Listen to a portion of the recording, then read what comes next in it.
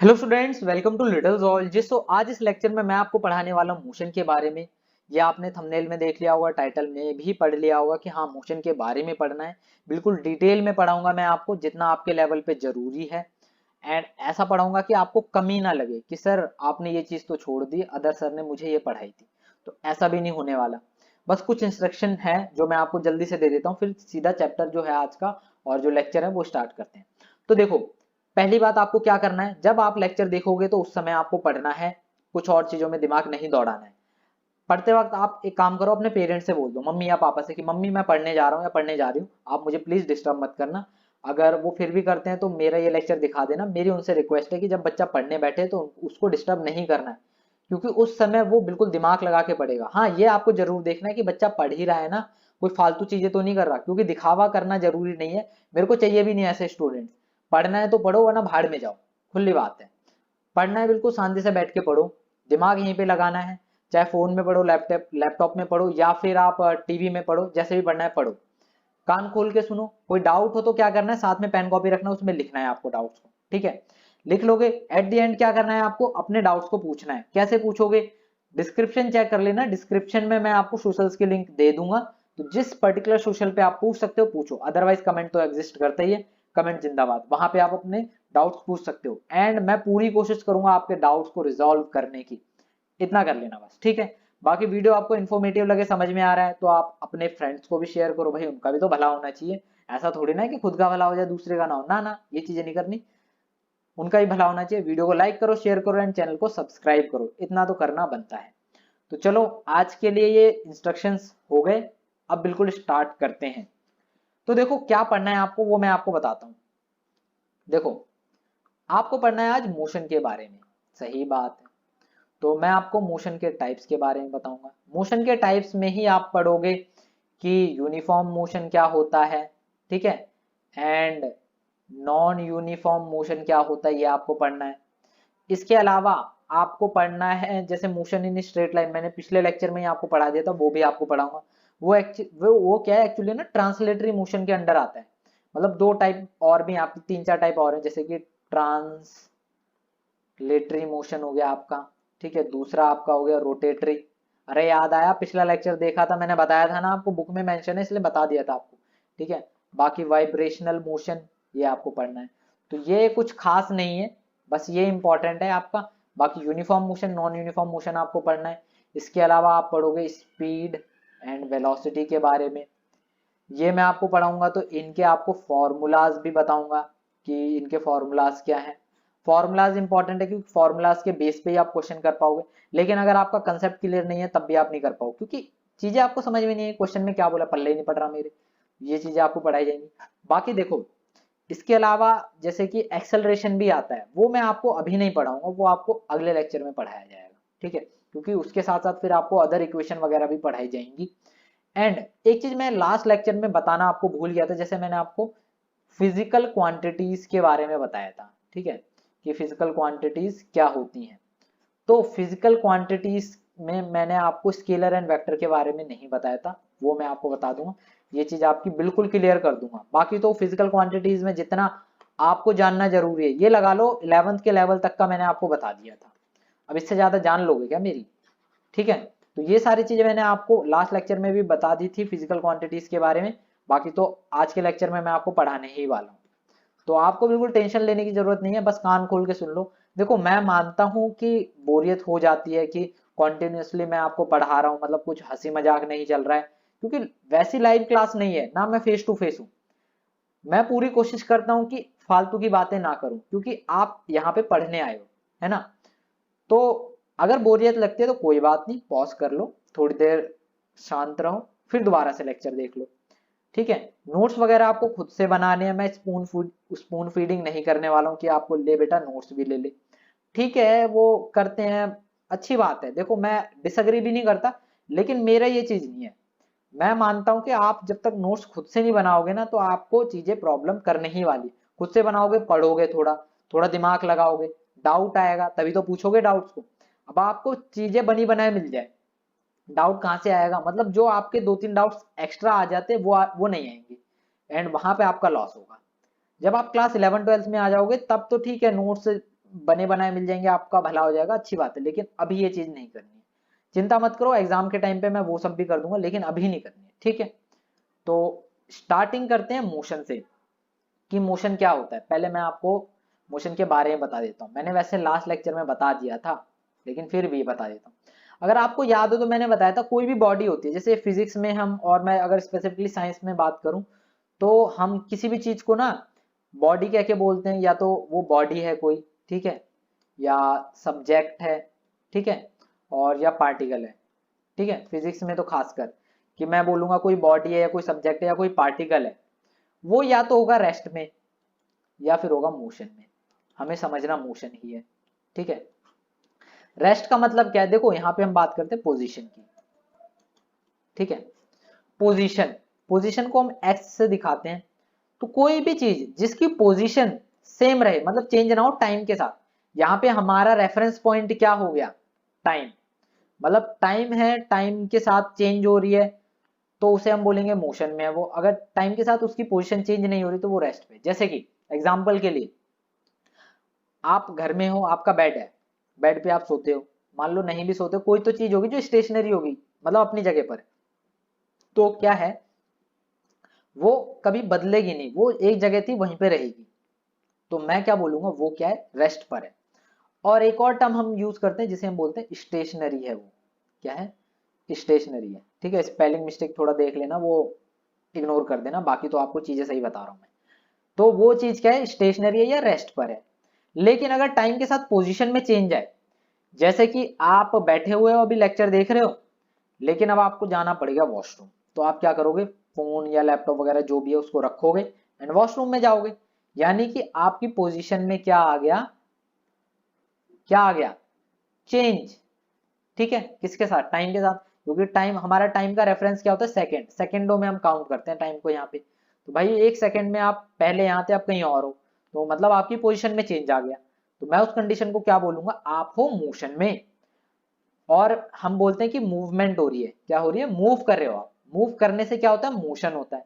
Move कैसे करोगे भाई, लेग से करोगे, पैर से करोगे, ठीक है।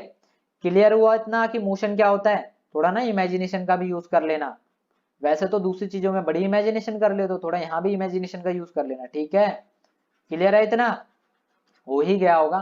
कोई बात नहीं, डाउट हो तो पूछ लेना, मैंने कभी डाउट्स के लिए मना नहीं करा है, तो डाउट्स तो आपको पूछ लेना है।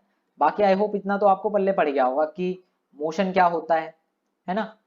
अब हम थोड़ा सा बात करेंगे मोशन के टाइप्स की। सबसे पहले मैं आपको मोशन के 3 टाइप बता देता हूँ, ठीक है, जिसमें आप एक टाइप तो जो आपको बता ही रखा है पहले से।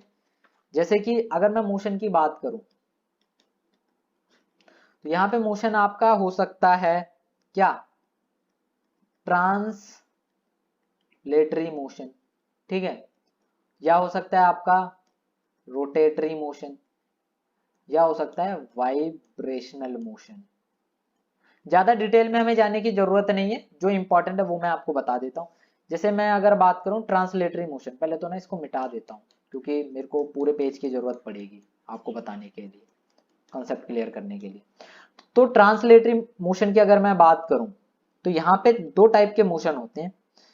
या मैं अगर आपको सिंपल सा बताऊं कि एक पॉइंट से, ए मान लो पॉइंट है और आप गए बी पॉइंट तक, तो एक पॉइंट से जब बी पॉइंट तक की मूवमेंट हो, ठीक है, तो उसे हम क्या बोलेंगे, ट्रांसलेटरी मोशन। अब ये हो सकता है आपका स्ट्रेट लाइन में भी, ठीक है, स्ट्रेट लाइन में भी हो सकता है, या फिर कर्व्ड पाथ पे भी हो सकता है। कर्व्ड पाथ क्या होता है, अरे बाइक चलाइए, साइकिल चलाइए, साइकिल तो चलाई होगी, ऐसा मत बोलना कि सर मैंने साइकिल नहीं चलाई। नहीं चलाई तो कोई बात नहीं यार, ट्राई करो ना, ऐसे घर बैठे क्या करोगे, साइकिल चलाना भी सीखो, अच्छी बात है। तो साइकिल चलाते हो हम थोड़ा सा ना टिल्ट करते हैं, थोड़ी, जैसे कर्व का मतलब कुछ ऐसा, जैसे स्ट्रेट ये हो गया तो ये क्या हो गया, कर्व हो गया। जब ऐसा पाथ हो, आप ऐसे में मूव कर रहे हो, तो इस पाथ को हम क्या बोलते हैं, कर्व्ड पाथ बोलते हैं। स्ट्रेट लाइन क्या, बिल्कुल सीधा सीधा जा रहे हो आप।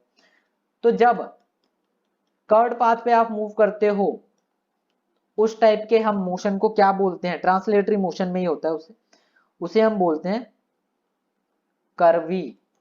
कर्वी का मतलब कर्व, ठीक है। लीनियर, लीनियर का मतलब सीधा मोशन। और स्ट्रेट लाइन का हो तो इसे क्या बोलेंगे, रेक्टी लीनियर मोशन। क्या बोलेंगे, रेक्टिलिनियर मोशन।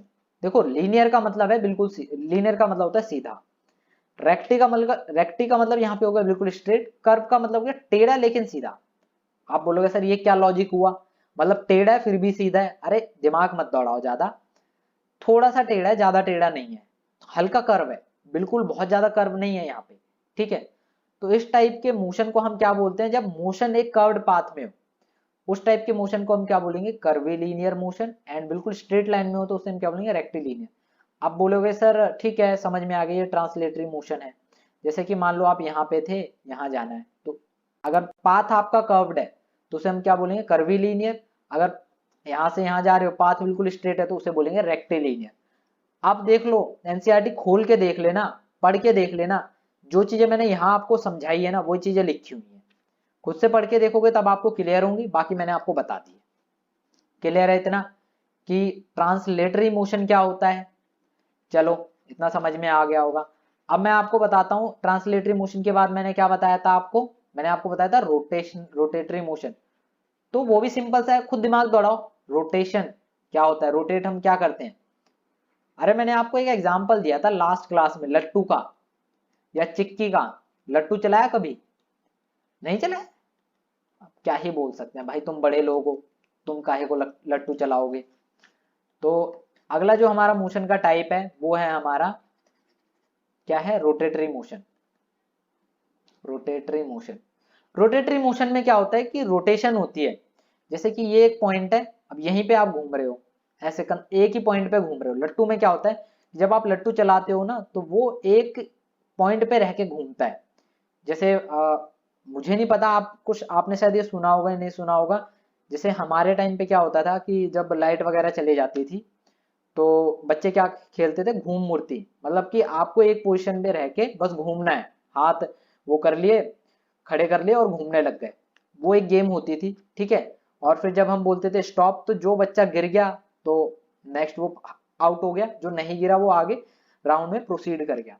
कुछ इसी टाइप से यहाँ पे रोटेटरी मोशन में होता है कि आप क्या कर रहे हो, एक पॉइंट पे रह के, यानी कि एक पॉइंट क्या, एक एक्सिस पे रह के जब घूमने लगते हो ना, मूव करने लगते हो, उस टाइप के मोशन को हम बोलते हैं रोटेटरी मोशन बोलते हैं। क्लियर है इतना, हो ही गया होगा। नेक्स्ट जो है हमारा वो है वाइब्रेशनल मोशन।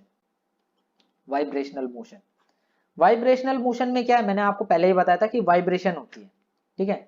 वाइब्रेशन एक तो आपकी रैंडम डायरेक्शन में होती है, इधर उधर हुई है, एक होती है आपकी आगे पीछे की, जैसे कि घंटा देखा है, घंटा, घड़ी का घंटा कुछ इस टाइप का होता है, घड़ी देखी होगी आपने ऐसी वाली, तो वो क्या करता है, वो आगे मूव करता है और पीछे मूव करता है, बैक एंड फोर्थ। इस टाइप की मोशन को हम क्या बोलते हैं, वाइब्रेशनल मोशन बोलते हैं, ठीक है।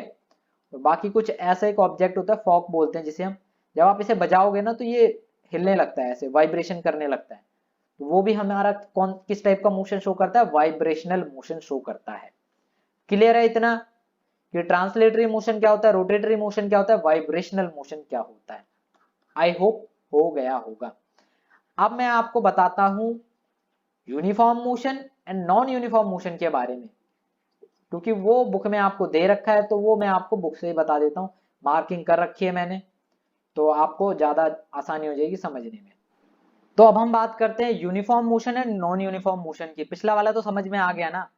तो देखो यूनिफॉर्म मोशन क्या होता है और एंड नॉन यूनिफॉर्म क्या होता है, एनसीईआरटी में बहुत अच्छे से समझाया है इन्होंने, मैं आपको रीड आउट करके समझाता हूँ, बाकी तो फिर मैं आपको एग्जांपल देके समझाऊंगा ही। तो यहाँ देखो, मानो कि आप एक ऑब्जेक्ट हो एंड आप एक स्ट्रेट लाइन में मूव कर रहे हो, तो हुआ क्या कि आपने पहले सेकंड में, ठीक है, पहले सेकंड में आपने 5 मीटर कवर किए, फिर अगले सेकंड में भी आपने 5 मीटर कवर करिए, एंड ऐसे करते करते आपने हर सेकंड में 5 मीटर कवर किया।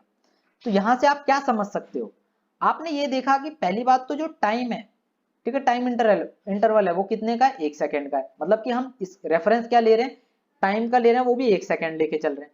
दूसरी बात, हर सेकंड में जो डिस्टेंस में कवर कर रहा हूं वो इक्वल है, मतलब पहले भी 5 था, फिर अगले में भी 5 है, और ऐसे ही चलता जा रहा है। जब इक्वल डिस्टेंसेस कवर की जाए इक्वल टाइम इंटरवल में, तो इस टाइप के मोशन को हम क्या बोलते हैं, यूनिफॉर्म मोशन बोलते हैं।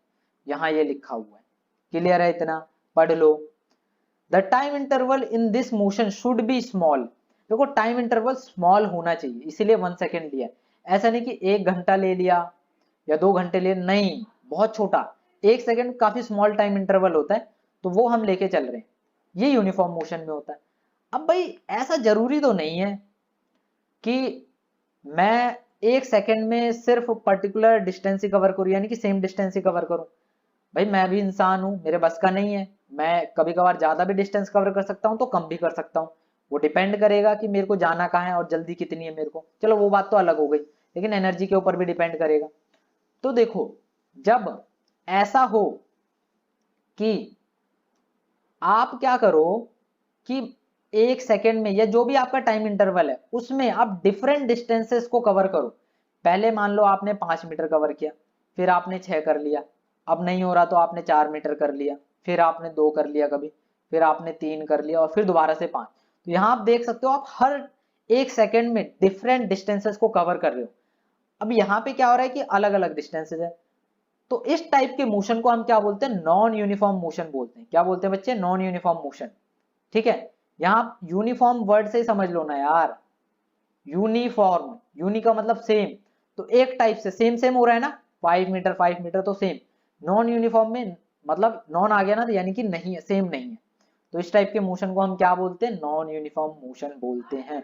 क्लियर है इतना, पक्का?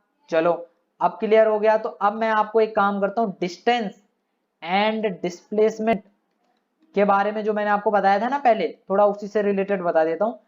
जो वो था आपका फिजिकल क्वांटिटीज में, स्केलर एंड वेक्टर क्वांटिटीज। तो देखो फिजिकल क्वांटिटीज वैसे तो मैंने आपको बताई थी कि हाँ 7 टाइप की होती है, वो तो अलग है। लेकिन एक होती है आपकी स्केलर क्वांटिटी एंड दूसरी होती है वेक्टर क्वांटिटी। ठीक है, मैग्नीट्यूड वगैरह मैंने आपको पिछले लेक्चर में बता दिया था, नहीं याद आ रहा तो जाके वो लेक्चर देख लो। स्केलर के अंदर क्या होता है, सिर्फ मैग्नीट्यूड होता है, यानी कि सिर्फ वैल्यू होगी। ठीक है, वेक्टर के केस में क्या हो जाएगा, मैग्नीट्यूड तो होगा भाई, साथ में डायरेक्शन भी जोड़ देंगे। ठीक है, जैसे मैंने बोला कि एक मेरा स्टूडेंट है अनमोल। ठीक है, तो अनमोल रहता है 20 किलोमीटर। भाई ठीक है 20 किलोमीटर रहता है, अब कौन से 20 किलोमीटर, जब मैं बोलूं ना 20 किलोमीटर नॉर्थ में रहता है वो, तो वो जो क्वांटिटी होगी वो वेक्टर क्वांटिटी होगी। क्या होगी, वेक्टर क्वांटिटी। और सिर्फ 20 किलोमीटर वो आपकी स्केलर क्वांटिटी होगी। जो आपकी डिस्टेंस होती है वो आपकी स्केलर क्वांटिटीज होती है, एंड डिस्प्लेसमेंट आपकी वेक्टर क्वांटिटी होती है, क्योंकि वो 2 पॉइंट की मिनिमम डिस्टेंस होती है, तो वो एक पर्टिकुलर डायरेक्शन में तो होगी, तो वो आपकी वेक्टर क्वांटिटी होगी। तो चलो अब हम देखते हैं स्पीड एंड वेलोसिटी क्या है, एंड इससे रिलेटेड कुछ इंपॉर्टेंट टर्म्स मैं आपको बता देता हूँ। तो देखो सबसे पहले आपको पता होना चाहिए कि पोजीशन को हम कैसे दिखाते हैं। देखो फिजिक्स में ना, और वैसे बायो में तो इतना नहीं करते हम, फिजिक्स एंड केमिस्ट्री में हम चीजों को ना सिंबल से दिखाते हैं, दिखाना जरूरी है। वरना तो अगर मैं लिखने बैठा तो बहुत लंबा हो जाएगा, इतनी कौन मेहनत करे, सिंबल बहुत है हमारे समझने के लिए। तो पोजीशन को हम एक्स से दिखाते हैं। अगर मैं बात करूं डिस्टेंस की, तो देखो डिस्टेंस को हम कैपिटल डी से भी दिखाते हैं एंड कैपिटल एस से भी दिखाते हैं। वहीं अगर मैं बात करूं डिस्प्लेसमेंट की, तो स्मॉल डी से भी दिखाते हैं, स्मॉल एस से भी दिखाते हैं उसे। वहीं अगर मैं टाइम की बात करूं तो टाइम को एस से दिखाते हैं। ठीक है, एस से दिखाते हैं। फर्क है दोनों में, तुम्हें पता चल जाएगा, चिंता मत करो, दोनों में फर्क है, तुम्हें पता चल जाएगा। ठीक है, एस से वैसे इसकी वो है, बाकी तो टी हमारा ऐसे होता है। ठीक है, स्मॉल टी से भी दिखा देते हैं कई बार। तो small S and small T. Displacement में आपको कंफ्यूजन नहीं होगी, जब टाइम होगा ना तो आपको इवेंचुअली पता चल जाएगा, हाँ ये टाइम है, फॉर्मूला आप देख के कर लोगे।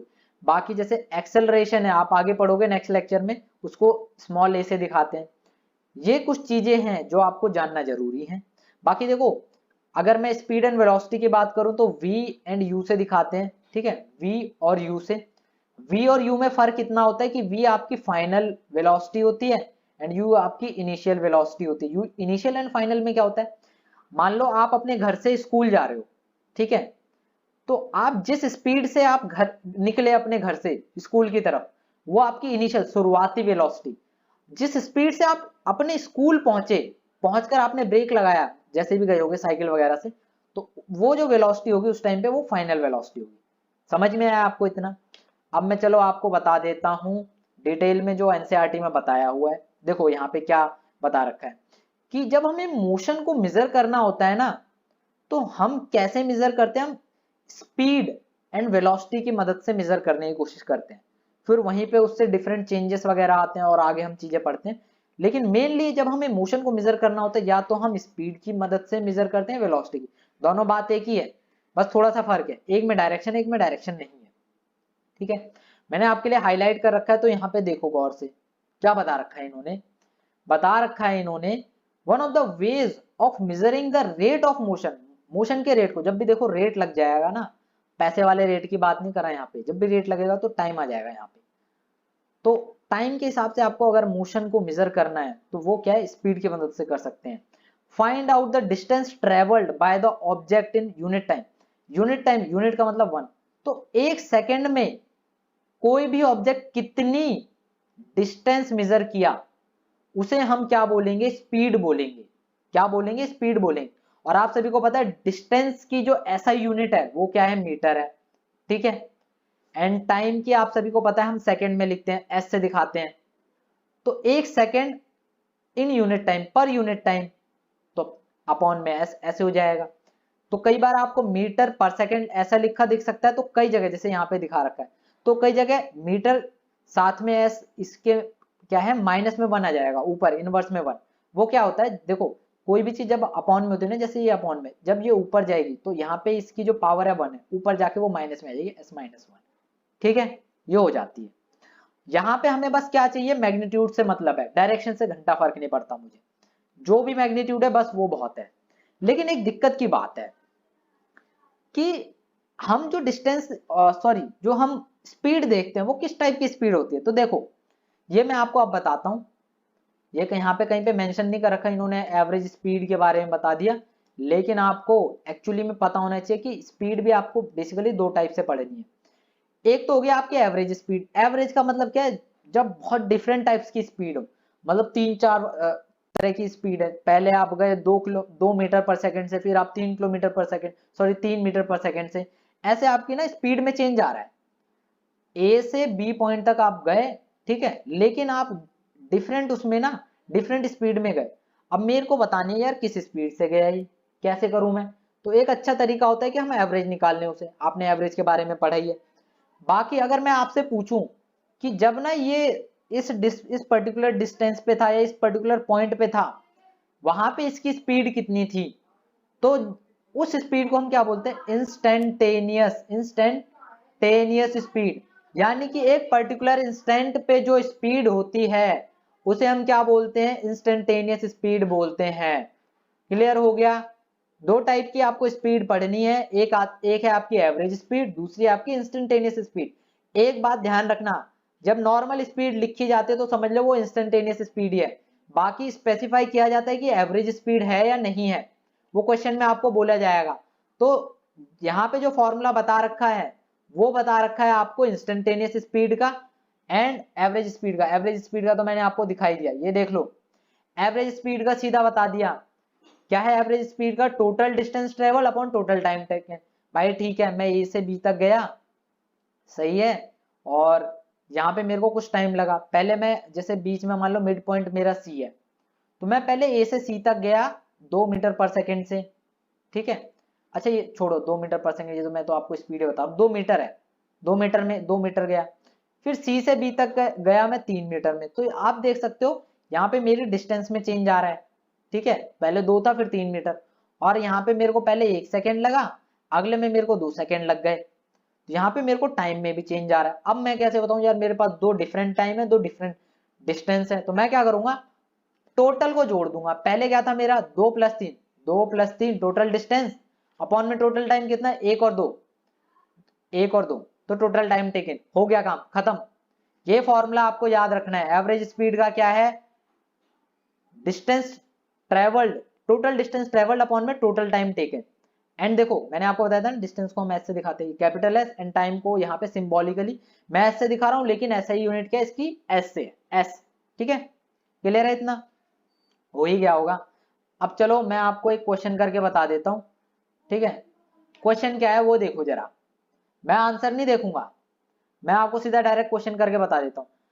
एक ऑब्जेक्ट है जिसने ट्रेवल किया 16 मीटर 4 सेकंड में, देन 16 मीटर 2 सेकंड में। अब देखो यहाँ पे मेरे को दो टाइम दे दिए अलग अलग, दो और डिस्टेंस भी दे दी, भले ही सेम है लेकिन है तो दो।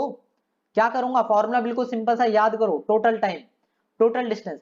पहले तो मैं टोटल डिस्टेंस निकालूंगा, पहले तो ये है तो 16 प्लस 16 आ गया।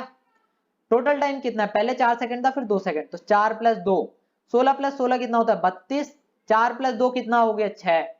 अब डिवाइड कर लो, इतना तो कर ही सकते हो, या ये भी मैं करके बताऊं।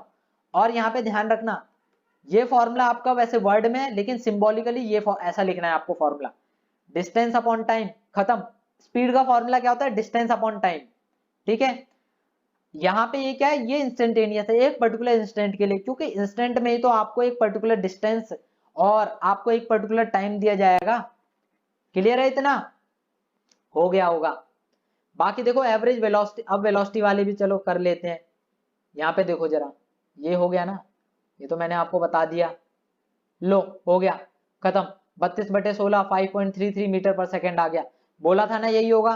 अब ये मत बोलना सर आपने देख रखा है, यार कैसी बातें करते हो तुम, मैं इतनी चीजें आपको पढ़ा रहा हूँ तो क्या ये मेरे से नहीं हो पाएगा, हो जाएगा ना, तो इतना दिमाग मत दौड़ाओ, बस जो बता रहा हूँ वो करो।